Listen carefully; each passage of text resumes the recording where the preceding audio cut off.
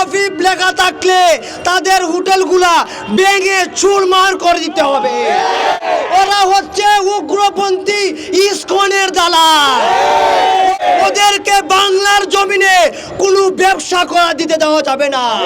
গরুর গোশত বর্জন করছে ওই সমস্ত হোটেলকে হিন্দু হোটেল ঘোষণা করতে হবে। ওই সমস্ত হোটেলে আমরা মুসলমান কখনো কোনো খাবার গ্রহণ করব না। যে দেশে থাকতে গেলে, বসবাস করতে গেলে, ব্যবসা বাণিজ্য করতে গেলে গরুর গোশত হোটেলে রাখতে হবে।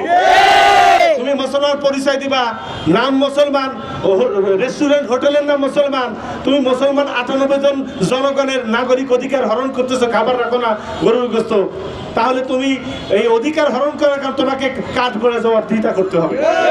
ইস্যুটি হচ্ছে গরুর গোশত। এই গরুর গোশত শুধু খাবারের কোনো বিষয় নয়, এই গরুর গোশতের সাথে মিশে আছে এই ভারতীয় উপমহাদেশে, বিশেষ করে বাংলা উপমহাদেশে মুসলমানিত্ব। এই নবীব ইস্যুর বিরুদ্ধে না বলেন, আজকে হোটেলগুলোতে প্রকাশ্যে কার্ডে লেখা থাকে নবীব, অর্থাৎ এখানে গরুর গোশত পাওয়া যায় না। অথচ যে খাবারটিকে কেন্দ্র করে এই বাংলা উপমহাদেশে মুসলমানিত্বের সূচনা হয়েছে, মুসলমানিত্বের আগমন হয়েছে, সে বিষয়টিকে আজকে প্রকাশ্যে কার্ডের মাধ্যমে খাবারের হোটেলগুলোতে প্রদর্শন করা হচ্ছে।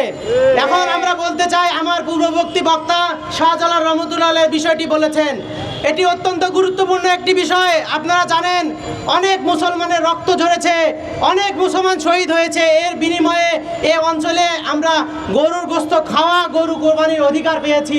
আজকে মুসলমানরা এই ইতিহাস ভুলে গেছে, এই ইতিহাস নিয়ে তারা গবেষণা করে না, এই ইতিহাস পড়াশোনা করে না। শুধু শাহজালাল রহমতুল্লাহের এই ঘটনাই নয়, আজকে আমরা দেখতে পাই, আমরা যদি ইতিহাস ঘাঁটি তাহলে দেখতে পাই মুন্সিগঞ্জে বাবা আদম শহীদ রহমতুল্লাহের কথা আপনারা সবাই জানেন। ওনার সাথে সেখানকার অত্যাচারী রাজা বল্লাল সেনের যুদ্ধ হয়েছিল, সেটাও গরু কুরবানিকে কেন্দ্র করে। এই বল্লাল সেন গরু জবাই নিষিদ্ধ করেছিল, যার বিপরীতে বাবা আদম শহীদ রহমতুল্লাহ তিনি অস্ত্র হাতে তুলে নিয়েছিলেন, তাদের বিরুদ্ধে জিহাদ করেছিলেন। এরপর আমরা দেখতে পাই নাটোরে 1956 সালের আগ পর্যন্ত মুসলমানরা গরু জবাই করতে পারে নাই। এর কারণ কি?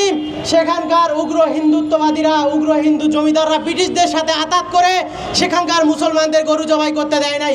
অর্থাৎ অনেক রক্তের বিনিময়ে, অনেক জিহাদের বিনিময়ে, অনেক যুদ্ধের বিনিময়ে আমরা গরুর গোশত খাওয়ার স্বাধীনতা পেয়েছি।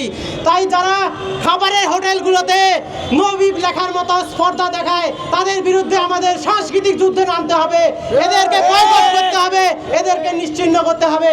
কারণ এই হোটেলগুলোকে এখনই সিদ্ধান্ত নিতে হবে, তারা 98% মুসলমানের স্বার্থ দেখবে নাকি 2% বিধর্মীর স্বার্থ দেখবে।